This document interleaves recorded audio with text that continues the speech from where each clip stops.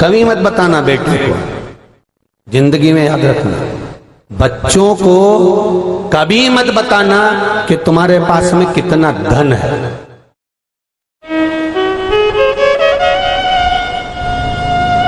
बच्चों से कहो मेहनत करो, खुद मेहनत करो। एक कथा पहले कही थी, आपने सुनी होगी। सर्कस में पहले शेर होते थे, गवर्नमेंट ने उन शेरों को छुड़वा दिया और कह दिया इन शेरों को वापस ले जाओ और जंगल में छोड़ कर आओ। सर्कस के शेरों को ले जाकर जंगल में छोड़ा गया। 10 कुत्तों ने मिलकर जंगल के शेरों को मार दिया। जंगल के राजा का शिकार 10 कुत्तों ने कर लिया।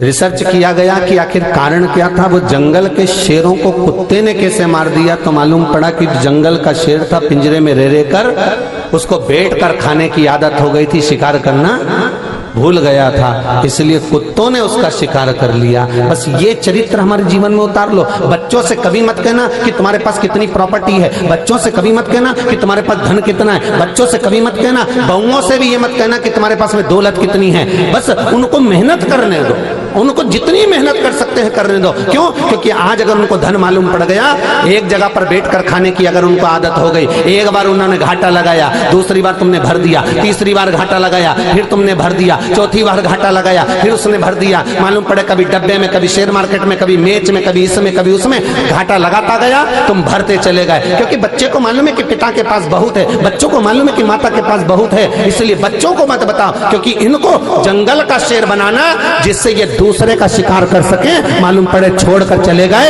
इनका शिकार दूसरा कर ले। ऐसा छोड़कर बच्चों को मत जाना। अपने बच्चों को प्रबल बनाने का प्रयास करिए, अपने बच्चों को श्रेष्ठ बनाने का प्रयास करिए, संस्कारवान बनाने का प्रयास करिए। लिए भगवान शंकर का यदि आपको भक्त बनना है तो उसके लिए भीतर भाव लाना पड़ता है। भीतर भाव लाएंगे तो भक्त बनेंगे। अगर हमारे दिल में, हमारे हृदय में भगवान के प्रति भाव ही नहीं है तो भक्त कैसे बने? आवाज नहीं जा रही, बाहर पंडाल हो गए।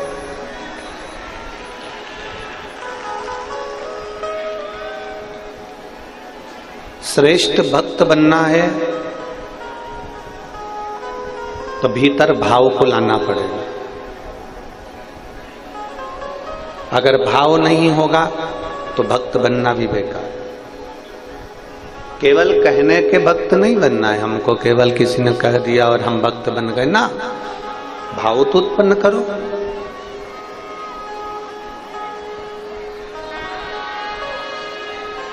कर रहे हैं।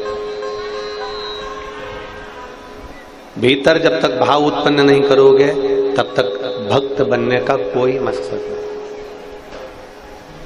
अंदर दूसरे के प्रति सेवा का भाव उत्पन्न करिए। अंदर दूसरों की सेवा का समर्पण उत्पन्न करिए। शिव महापुराण की कथा कहती है,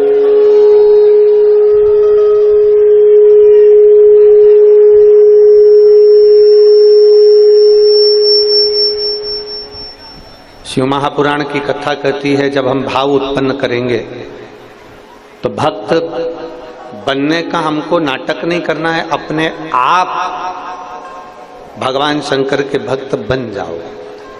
अपने आप बनोगे, आपको कोई बनाने वाला नहीं रहेगा।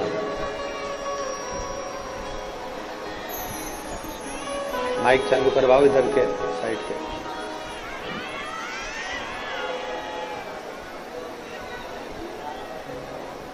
किसी की सेवा के प्रति भाव उत्पन्न करिए। आप लोग इतनी सारी संख्या में आए हो, पानी की बोतल 2-2 लाए हो कि नहीं लाए हो? बोलो बोलो, जम के बोलो। आप जरा देखिएगा। लोग हमसे कहते हैं गुरुजी आपकी कथा में इतना सारा भीड़ इकट्ठा हो जाता है, क्या इन सबके मन में भाव है? क्या ये सब शंकर जी के भक्त हैं? जितने ये धूप में खड़े हैं अपने अपने घर से चादर लाकर, साड़ियां लाकर, टांग कर लोग अपने अपनी झोपड़ी बनाकर रोडों पर इधर उधर खड़े हुए हैं, मैदान में, ग्राउंड। लोग हमसे कहते हैं क्या इतने सारे भक्त आते हैं कथा में, क्या ये सब शिव भक्त हैं? क्या इनके अंदर भाव है?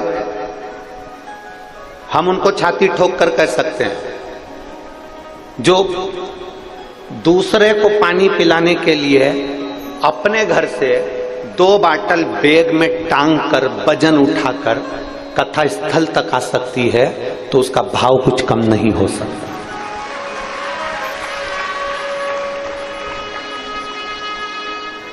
उसका भाव कम नहीं हो सकता, उसके भाव में कोई कमी नहीं हो सकती, उसका भाव कभी गलत नहीं हो सकता। ये मेरी जितनी जीजियां बैठी हैं ना, जितनी माताएं बैठी है, जितने मेरे जीजा बैठे हैं, मेरी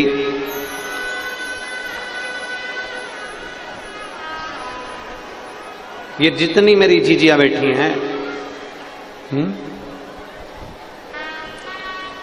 जितनी मेरी जीजियां बैठी हैं, इनसे कोई कह दे कि तुम 2 बैग उठाकर, 4 बैग उठाकर चलना, 3 बैग उठाकर चलना, या किसी के लिए कुछ लेकर चलना, वहां जाकर देना, नहीं।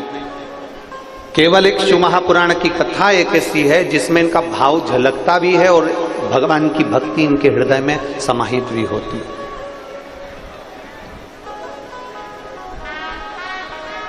भीतर से भाव उत्पन्न करो, और फिर निवेदन करेंगे। शंकर जी के मंदिर में जाओ ना, शिव जी के मंदिर में अगर जाओ, या शंकर जी के शिवालय में जाओ, या एक लोटा जल समर्पित करने के लिए जाओ, तो वहां जाने से पहले अपने भीतर भाव उत्पन्न करो। कौन सा भाव उत्पन्न करना है? कि मैं अपने घर से जल लेकर जा रही हूं, मैं अपने घर से पानी लेकर जा रही हूं, मैं अपने घर से जल लेकर जा रही हूं, और वहां मैं भगवान देवादिदेव महादेव को जल समर्पित करूंगी, शिव जी को जल चढ़ाऊंगी, मंदिर में झाड़ू लगाऊंगी, पोछा लगाऊंगी, और भगवान देवादिदेव महादेव का श्रृंगार करूंगी। हाँ,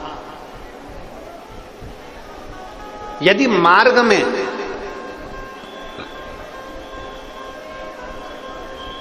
इस जल की भी जरूरत अगर भगवान महादेव से भी ज्यादा किसी जीव को पड़ जाए, संत एकनाथ जी, संत तुकाराम जी, जिन्होंने प्रेरणा दी, त्रिवेणी का जल लेकर रामेश्वरम के लिए जाते हैं, और बीच मार्ग में एक जीव गर्मी के कारण रोड पर पड़ा हुआ था। संत एकनाथ जी, संत तुकाराम जी उस जल को भगवान उस जीव को पिला देते हैं। साथ वालों ने कहा तुम ये कावड़ लेकर जा रहे हो, साथ वालों ने कहा ये जल लेकर जा रहे हो, तुम्हें त्रिवेणी का जल शंकर भगवान को रामेश्वर में चढ़ाना था, और तुम ये बीच में सारा जल तुमने इसको पिला दिया। तो इतने में संत एकनाथ तुकाराम जी महाराज बड़े भाव से कहते हैं कि देखो, वो भी महादेव है और ये भी महादेव है, अगर महादेव को यहां लेना है तो वो जल को स्वीकार कर।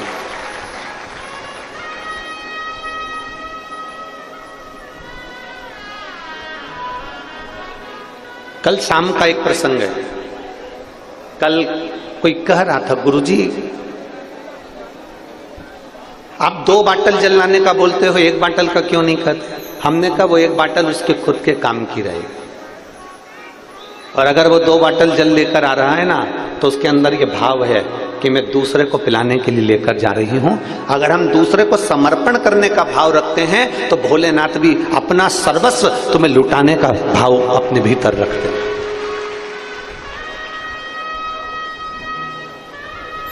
और निर्मल मन सो मोहि, आपका भाव जितना सुंदर होगा, आपकी भक्ति जितनी सुंदर होगी,